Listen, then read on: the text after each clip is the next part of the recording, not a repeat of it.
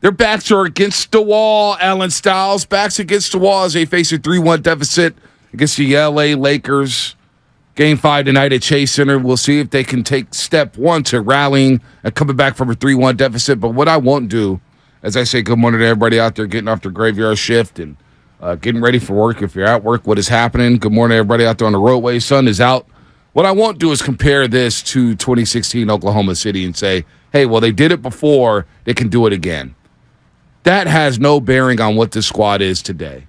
That squad was completely different. Oklahoma City was a formidable foe, but that was 2016. We're in 2013 now.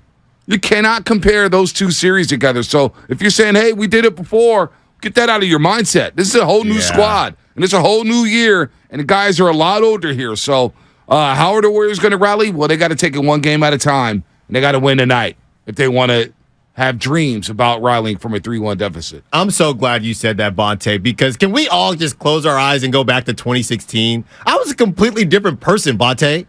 I think we all were. So I get it. They can pull that back in their mind, but I'm trying to think about memories from 2016 right now, and it's kind of hard for me to do. So I know that they have them, and I know that they did it, but I'm just glad you said that because it is different. But yes, they have, that core has done it before, and it starts here. You need to go out and not look at the fact that you did pull this off and use the old cliche game by game, and not even game by game, quarter by quarter. Minute by minute. This team has been so terrible at the beginning and ends of quarters. You got to figure out a way to start the middle, right? They kill it. The middle, they get it rolling. But the beginning of quarters, they're a little sluggish. The end of quarters, they get sloppy. You got to stay focused. You got to lock in the whole, Steph tweets that before every game. You got to lock in every minute for the next hopefully three games. There are no more mental lapses allowed. Can't happen. No, it cannot happen at all. Cannot happen at all. As we saw the Denver Nuggets blow away the Phoenix Suns last night, they're up 3-2. You see Philadelphia go to Boston and take a 3-2 series lead. And I'm not going to lie to you. Watching Tyrese Maxey, Embiid was an MVP yesterday. He had MVP favor. His hustle back on Jaylen Brown late in the game, up 15, blocking that shot. I said, okay, this guy wants it. Yeah. This guy wants it this year. He's hungry. He's playing like the damn MVP. But you look at James Harden, you look at Tyrese Maxey. And I said, Tyrese Maxey is doing what Poole was doing last postseason. It used to be a conversation. We used to argue who's better. It's not a conversation right now. It's not a conversation right now. Jordan Poole, and I'm not here to pile on Jordan Poole. That's not what I want to do today. Because the young man needs love. He needs positivity. And the whole thing about, now that we're a day and a half removed from the whole locker room thing and people are ripping him for being in the locker room, let me say something. I'm going to ask you, you played sports. You played at Temple University. You played baseball. You played at De La Salle. You played all through your childhood. I played Pop Warner football. I played high school. Hell, I coached for a season. Even to this day now, I don't like losing. Yeah. So, hey, Jordan Poole had his back to the media. Music was down. It was a tense situation. I get all that. But you know what? Hey, hello. That's locker room life. Nobody likes to lose. Right. And you know what? If he has his way of dealing with losses by playing music or whatnot, then so be it. I can handle losing. I didn't want to shake nobody's hand. I didn't want to be bothered for the next 5 hours after a loss. I had to let it sink in, chill, get away from me. A Niners loss, especially growing up.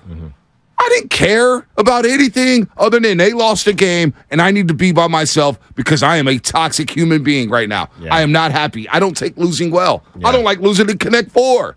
So if Jordan Poole is frustrated with the loss and some people think it's selfish and he's pouting, you know what? Earth to everybody, it sucks losing. Yeah. So I want him dealing with that. I don't care how he deals with it. The fact that he's not happy with losing and he's like, man, maybe I needed an opportunity. Maybe I could have helped out a little bit. So be it. Let's get over it. I was very confused as to what the actual story was. My question is, what locker room wouldn't have tension after going down 3-1? And what player that just got the bag and thought they were going to be the next star who's putting up donuts and got benched in the second half would be juiced to talk to the media? If we're going to make a story about Dylan Brooks skipping out, then you can't make a story about somebody who doesn't skip out and sits there and answers questions. Because then athletes are going to say, well, you know what? I don't care about a $25,000 fine. Right. I'm just going to bounce. Because you make stories about guys who leave. Now you're making stories about guys who don't leave and actually do what they're asked to do. What are we doing? Yeah, so I don't, listen, man. 512. 512.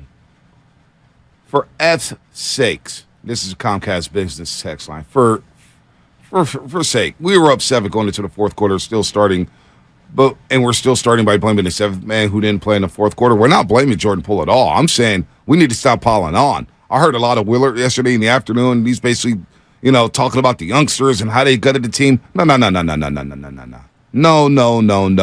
We're not going there today. This is about the dudes. It's always been about the dudes. When you think back to the 0-5 road trip, what happened? Who was in the game in those last 5 minutes against Charlotte, in the overtime against Charlotte? Who was in the game against Miami? Who was in the game against Orlando? Who was in all these games that blew a lot of leads in the fourth quarter? It was the vets. It was the big dogs. And who was down the court in the fourth quarter? Moody, Clay, Draymond, Curry, and Andrew Wiggins. And you know what? Your Hall of Famers didn't make Hall of Fame plays down the stretch. You didn't get it done. You didn't get it done. No. Didn't get it done. Now, Curry did everything. It's hard for me to come down Curry's road, for the 12 of 30 and the 3 of 14 shooting from the three-point line because he gave you everything he had. He had the ball in his hands every possession. He was dropping dimes. He was doing whatever he needed to do to help that team win. So I can't do that with Stephen Curry. But I could look at Draymond Green and I could look at Klay Thompson saying, where were you guys at? We can't start with Jordan Poole until we go start with Klay Thompson and Draymond Green. It starts with the guys first. Then we go down to Jordan Poole and Kuminga and all that stuff. But I heard all the piling on with Jordan Poole yesterday, and it made me cringe. Yeah. It made me sick, considering what that young man has been through this season. And I get it, he's not playing well at all. He's not playing well at all. But you know what? For this year, everybody says, well, he got the bag and he stopped playing. Well, actually, this year he's making $3 to $4 million. So he's a $3 to $4 million player, averaging 20 points per game in the regular season. That's some pretty damn good value, folks, if you look at it like that. That contract don't kick in until next year.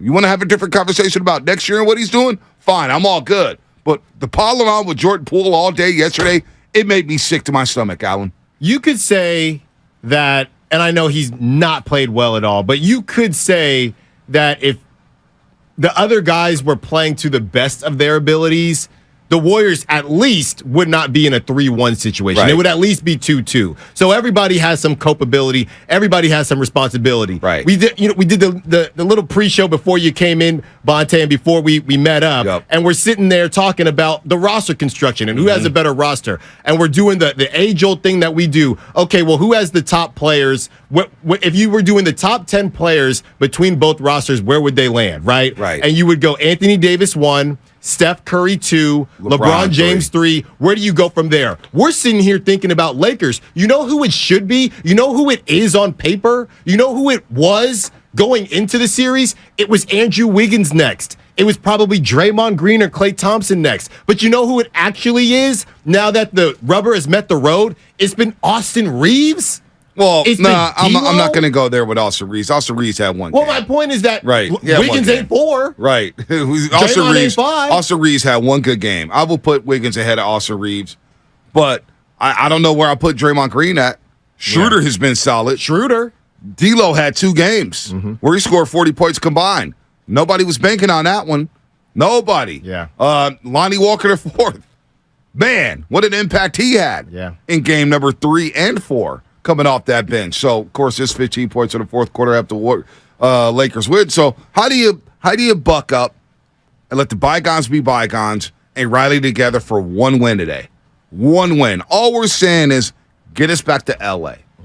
Get us back to L.A. for Game 6. How do you do that? Do you go with the same starting lineup? Do you ride Steph the way you did in game number 4? How do you free up Klay Thompson? How do you get Andrew Wiggins going early and often? Like, Anthony Slater made a great point. I totally forgot about it when we were doing the show yesterday until he brought it up. Totally forgot because it happened so early. First 2.5 minutes, 2 fouls, 2 turnovers. Brutal. It's like, that's how we're starting the game? Yeah. That's how we're rolling today in L.A.? What's going on here? But he recovered, didn't get in foul trouble. So It's all good there. By the way, good morning, everybody out there in the Comcast Business Text Line, YouTube. Shout out to YouTube. They're rocking and rolling with us. They want to have a good day. Positive vibes only. We'll try to keep it positive. Chase Center. Because, listen, I could be driving A today for the last time this season. That's the reality of it. You don't think that's going to creep in my head, Alan? I'm driving to Chase Center thinking, damn, maybe this is it. Yeah, you dapping people up. Is this the last dap? You giving people hugs? Getting numbers? Signing yearbooks? Dude, hey, what are you doing this summer, man? Let's link up for lunch. No. You know what I'm saying? We're not doing that yet. We're not doing that. I think the Warriors win tonight, but how did they win? 888-957-9570. Let's get Robin Hayward. Robin Hayward. He hasn't called us in quite some time. He's an L.A. guy. He's feeling good. His Dodgers beat the Giants in 2021. By the way, shout out Casey Schmidt. Home run in his Major League debut. First pitch swinging in the second at bat. How about that? Robin Hayward, what's happening? You're on the roast. This is Ron, brother. How you doing, man? Hey, it's a truck driver, right? You know it. You know it. It's your favorite Dodger fan calling in. Hey, Rob. Talk to you. I haven't heard from you in 6 months, man. Since the Rams flamed out. What happened? Hey, look here, man.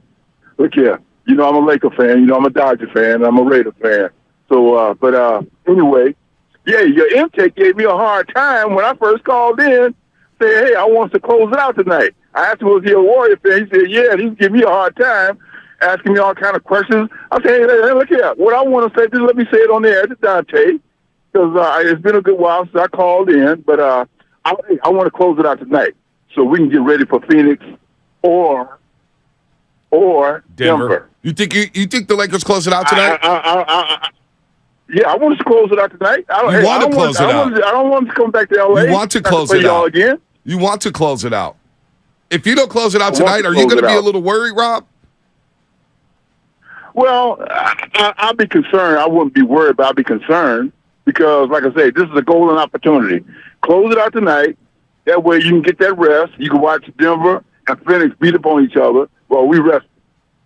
All right, get out of here, Laker fan. I already got one I'm dealing with right now. I'm looking at him right now.